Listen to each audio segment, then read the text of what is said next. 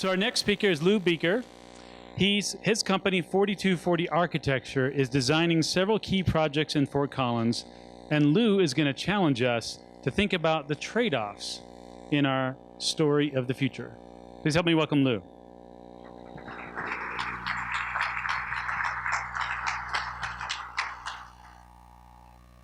All right, here we are. Is this all working? I think so.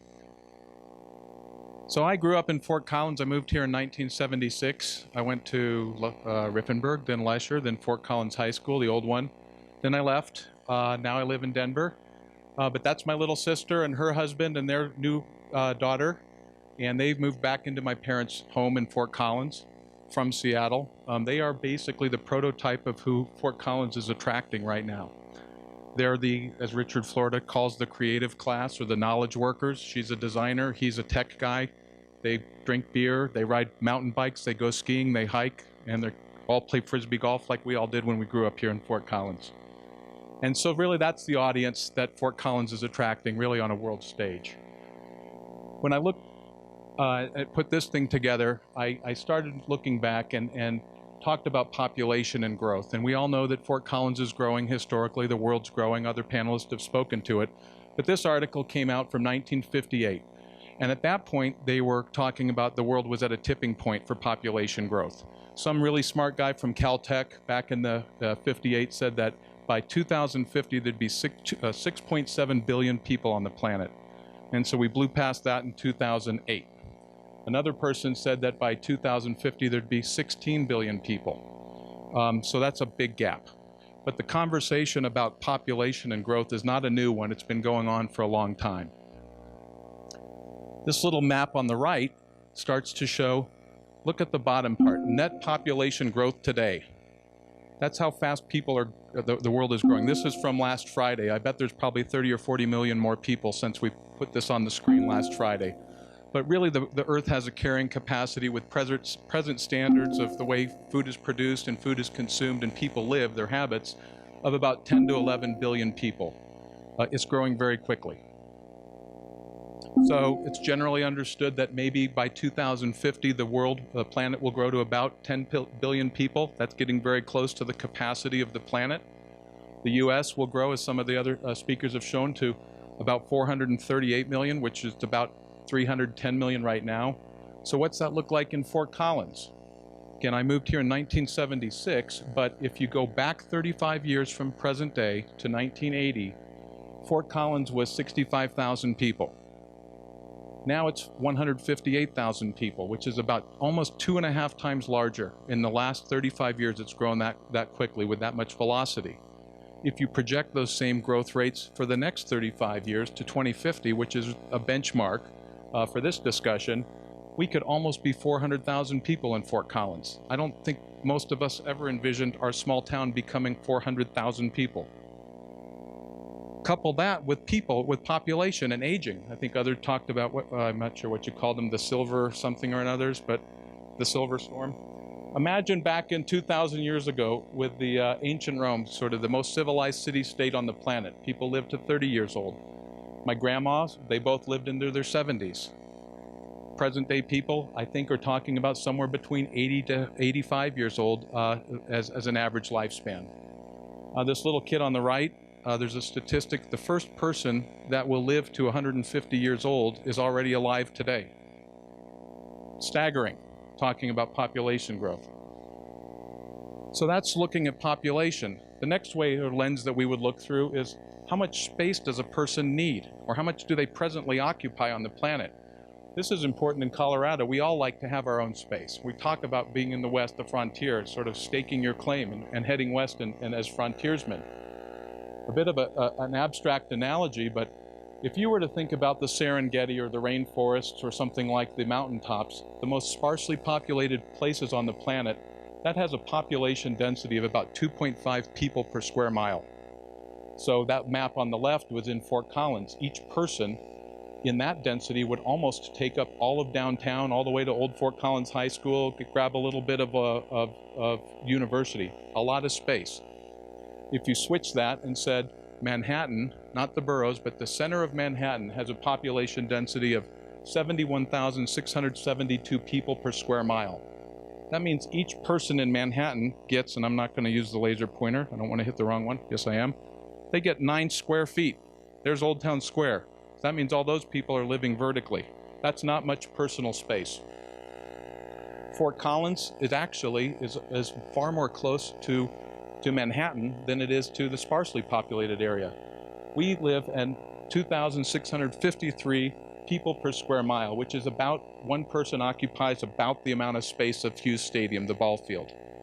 So that seems like a lot of space, but it still seems like it's crowded here. So what does that really look like and translate for people living in this community over the next 35 years? This is a staggering statistic. In the last 40 years, the average American house was 1,525 square feet. It was a 3-bedroom house in red, 2 bathrooms, plus a living room and a dining room. Today, 40 years later, that same house has grown almost by 800 square feet, and all it's added is a half bath. So now people, they're the same size families, they need bigger living rooms, bigger bathrooms, bigger bedrooms, and it costs a lot of money. As you can see, I'm not going to go into that aspect of it, but Fort Collins, part of the reason that housing is becoming unattainable is because we're building really big houses for very few people. So if you put together the amount of people that are coming to this community and you couple that with the amount of space that people think they need in the community, where will all these people go in the next 35 years? Will they go in? Could we start to contemplate a town where people start growing inwards and upwards, or will they continue to grow out? Fort Collins is land constrained, and to use kind of a catchy analogy right now, we've officially jumped the shark, and we are officially annexed land across I-25. I didn't think that would happen, but Fort Collins now exists east of I-25, and it's butt up right against Timnath. We don't have a lot of places to grow outward, which starts to suggest maybe we need to think about growing inward and upward. I think other panelists, that's Paulo Soleri's approach. I met him in 1988 in Boulder. Yeah, he's kind of like a guru. People looked at him and really listened intently. So then the third category or way or lens to look through here would be, now let's assume all those people do keep going out. How long will it take them to get where they're going in the next 35 years? I like maps too. Right now, the national average commute, this is an exhibit that talks about how long does it take from somebody to get from their house to get to work. National average is just over 25 minutes. Places like Houston and LA and Chicago and ironically enough, Denver and the Front Range, these are very, very congested areas. It takes a long time to get to work. In New York City, most people drive alone. Most people take public transit or walk, about 30 minutes. In San Francisco, most people, it's more diverse, a lot of drive-alones and public transit. Fort Collins, 76% of the people drive alone, 1% use public transit, and 3% walk. That's an interesting statistic.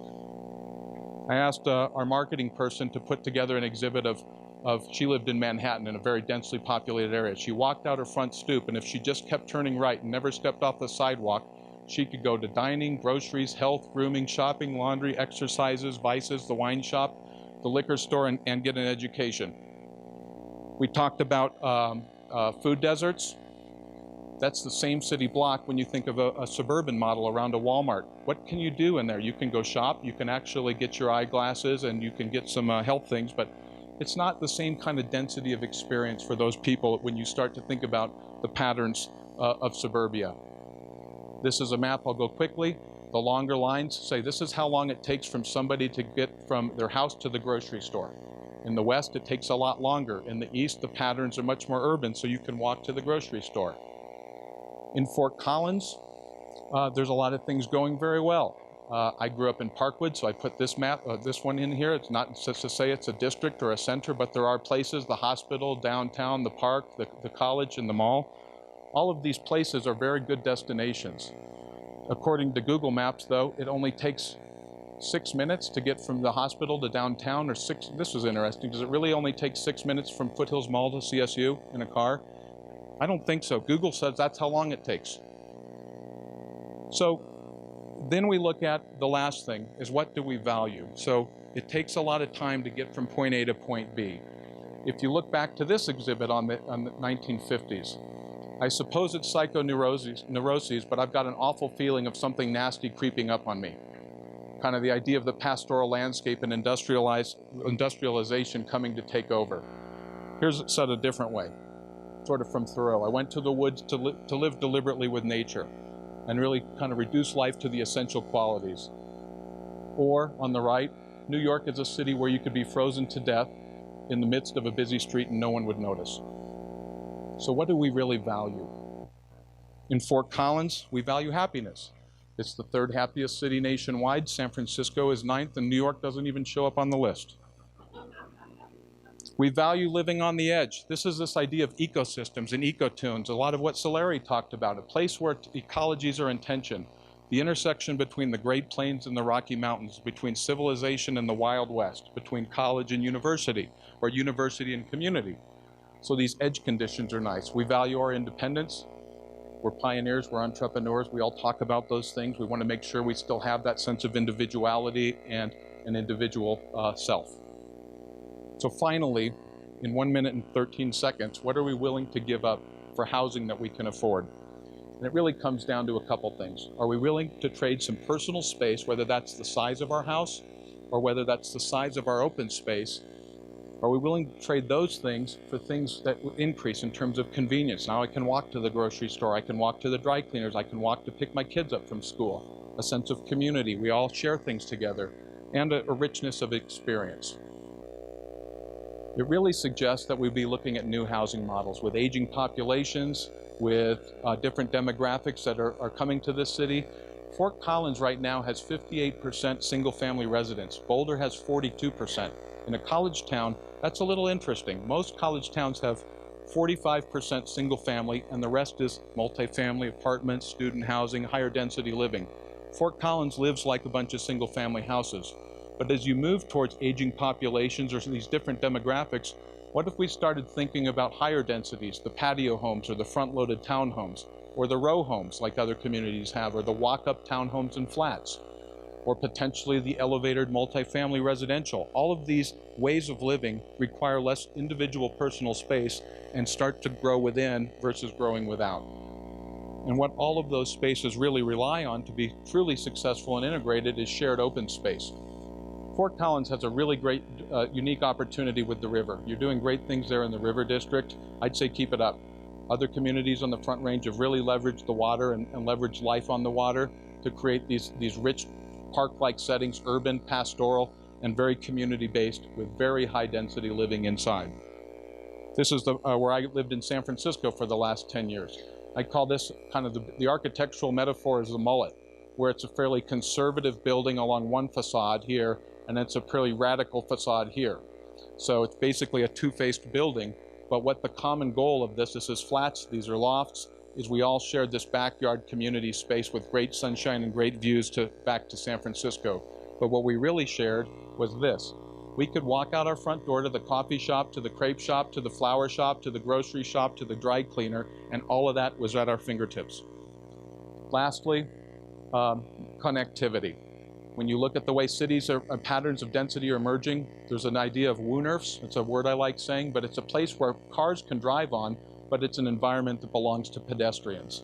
Those kinds of multi-layered environments you talked about, and Brian, in some other communities are very successful urbanized environments.